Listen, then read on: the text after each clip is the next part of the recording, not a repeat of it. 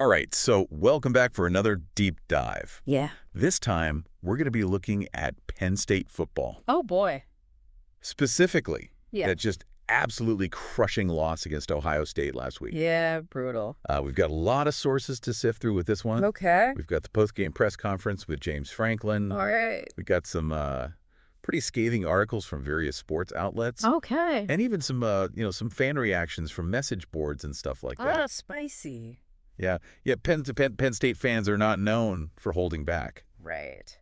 So this should be interesting to see what they thought about this one. Yeah. Because, I mean, it was a real roller coaster of a game, Yeah. They were up 10-0 at the beginning. Oh, wow. And it looked, for a minute there, it looked like maybe, just maybe, this was going to be the year. Right. They finally take down Ohio State, Mm-hmm. get over that hump. But Big if true. big if true, yeah. It definitely did not end up being true. It's Ohio State. It's So- always Ohio State. But, I mean, that's the thing is, you see these flashes of brilliance, Yeah. like Zion Tracy. That pick 6 in the first quarter. Absolutely. What a play. I mean, that was just electrifying, For sure. And even for most of the game, the defense played lights out, yeah. They did their job. holding Ohio State to 20 points. That's pretty good. I mean, that's a feat in itself, For sure. but, the offense just couldn't get anything going, It was just painful to watch. And, I was reading this article on CBS Sports, and they were, before the game, obviously they were saying that this was like, James Franklin's best chance in years to beat Ohio State. Really? Yeah, Ohio State was coming off a loss. Oh, wow. They had some injuries on the offensive line. Interesting. So, on paper, it seemed like this was, a real opportunity for Penn State. All right. And they couldn't capitalize on it. Couldn't get it done. And that just kind of seems to be the story of the James Franklin era at Penn State. Yeah. I mean, the guy can recruit. Oh, yeah. He can get these amazing players. 5-star recruits left and right. Right, but it just seems like, he can't win the big one. Yeah, and this article actually went on to point out that his record against top-ranked teams, especially Ohio State, Yeah. it's abysmal. Oh, no. He's 1-10 against the Buckeyes at Penn State. Oof. And get this, 1-13 overall against top 5 opponents. Yikes. I mean, those are not good numbers. It's hard to argue with that, you Yeah. know. Those are facts. So, it's not just about losing this one game. Right. It's about this larger pattern of, almost getting there but never quite, reaching that championship level. Right, and for Penn State fans, it's got to be just soul-crushing, I mean, I would imagine so. They come so close so many times. Yeah, they always seem to be right on the cusp, and then it all just kind of falls apart. And this game really felt like that all over again, Absolutely. You could just feel it in the stadium. Oh, yeah. All that hope, all that excitement, and then just Deflated. totally deflated. Yeah, and I think a big part of that deflation comes from, how completely anemic the offense was. Oh, for sure. I mean, 0 offensive touchdowns. So- 0 against Ohio State. I mean, That's almost impressive in a bad way. yeah, it's baffling. Right. You've got all this talent on that roster. 5-star quarterback. Yeah. I mean, you would think they could at least, manage 1 touchdown. Right. You would think. But no, and this wasn't just a one-game thing either, Really? They've been struggling to score all season against, top-ranked defenses. Oh, okay. Like, they barely scraped by against Iowa. Right. Michigan come and completely shut them down. Oh, wow.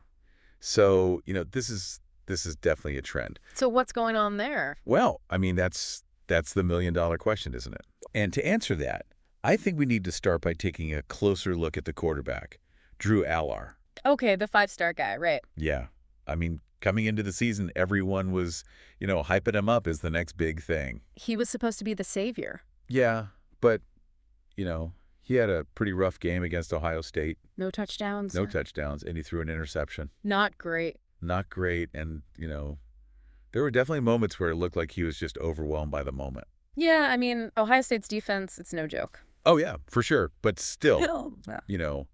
you expect a 5-star quarterback to be able to handle that pressure, to make those plays. Right, so is he not living up to the hype, or is it something else? Well, that's what we're going to try to figure out. Okay, I'm intrigued. Because, there's also the play calling. Oh, right. The offensive coordinator, Andy Kotelnicki, he's been taking a lot of heat for some of his creative play calling. You mean too clever by half? Exactly. Okay, I've seen that before. Sometimes it works. Right. But a lot of times it just seems like he's trying to be too cute. You're trying to outsmart the opponent instead of just, playing good, solid football. Yeah, exactly. Yeah, I get that. And, the fans they're not shy about expressing their displeasure. Oh, I bet. I mean, I was reading through some of the message boards, and let me tell you, there were some very colorful critiques I bet there were. of Go Tell Nikki's play calling. So is it all on him? Well, I mean, that's what we need to figure out. Okay. Because there were definitely moments where, the play calling was fine, but the execution was just lacking. Dropped passes, missed blocks, that kind of thing. Exactly. Yeah, it's never just one thing, is it? It's a team sport, For sure. You can't pin it all on one person. Right. But, when you have a game like this where the offense just completely sputters, Yeah. you have to start asking some tough questions. Absolutely. And we're going to start asking those tough questions right after this break. All right, I'm ready. So, we've talked about the offense, we've talked about the quarterback. Right. But I think we really need to talk about, the elephant in the room. Oh, here we go. The James Franklin problem. Yeah.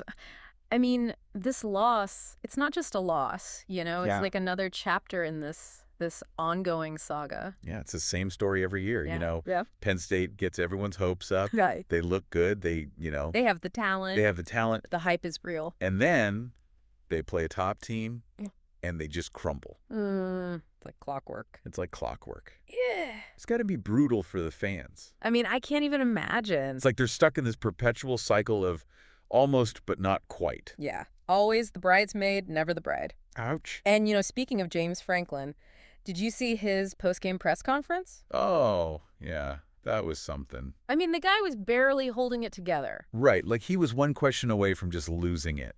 There was at one point, I think he actually said, there's a lot of things I had planned on saying when I came in here today, but they're not appropriate to say right now, so we'll hold them till another time. Oh, man. What do you think he wanted to say? I don't even know. I don't even want to know.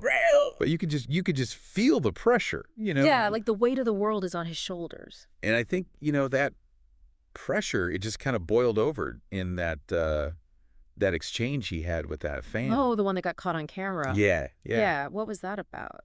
So, Franklin's walking off the field. Right. And this fan, starts yelling at him about the team's performance. Oh, no. And Franklin, clearly not in the mood. Right. Snaps back at him. Oh, really? Yeah. Asks for his name. Like, what's your name? You want to talk to me? Let's have a conversation. Wow. That's intense. It was intense. And, I get it. Like, I mean, I get why the fans are frustrated. They've been waiting for a championship for so long. But, at the same time, you can't just yell at the coach like that. Well, it's a heated rivalry. Oh, absolutely. I mean, Penn State, Ohio State. Penn State, Ohio State. That's like... That's a blood feud. It's a blood feud, And to lose to your arch rival at home. Yeah. In a game that you could have won. Should have won, some would say. It just adds insult to injury. Yeah. And I think that's why this loss feels so much worse than, just a regular loss. Yeah, it's like all those years of frustration, all those close calls. They all just come rushing back. And you start to wonder, can James Franklin ever get them over the hump? Can he win the big one? Yeah, and it's not just about him, Right. It's about the entire program. Is there something fundamentally wrong? Like, is there a mental block? Yeah. Are they just not built for these big games? I mean, these are the questions that Penn State fans are asking themselves right now. And rightfully so. I mean... And they deserve answers. Absolutely. And, it all circles back to the offense. Right. Because if they could just, score some points... Yeah. Maybe, just maybe, things would be different. And that's what's so frustrating, Yeah. Because they have the talent. They have the pieces. But they can't seem to put it all together. Yeah, and this one CBS Sports article, they made this really interesting point. Oh, yeah? They said that, sometimes it feels like Penn State's offense, they're more focused on style points than substance. Really? Yeah, like they're trying to be too clever, Too cute. Yeah, too cute. Instead of just, running the ball, making the tackles, doing the fundamentals. Right. Like just play good, solid football. Exactly. Yeah, and, I was reading through some of the fan forums, and one fan, they made this analogy. They said that, Penn State's offense is like a gourmet chef who's trying to invent all these fancy dishes. Mm-hmm. When all the customers really want is a well-cooked steak. You know what? That's a perfect analogy. Sometimes simple is better. Sometimes simple is better, and maybe, just maybe, that's what Penn State needs. A little bit of simplicity? A little bit of simplicity. And maybe a little bit less pressure on James Franklin. Yeah, I mean, I can't even imagine what it's like to be in his shoes right now. The expectations are sky high. Yeah, and when you don't meet those expectations... The fans, the media, they all come for you. Yeah, so what's the solution? Well, that's the million-dollar question, isn't it? Yeah. And we're going to try to answer that question right after this. Well, I was reading this article from The Athletic, and they had some ideas about, how to fix this. Oh, yeah. What did they say?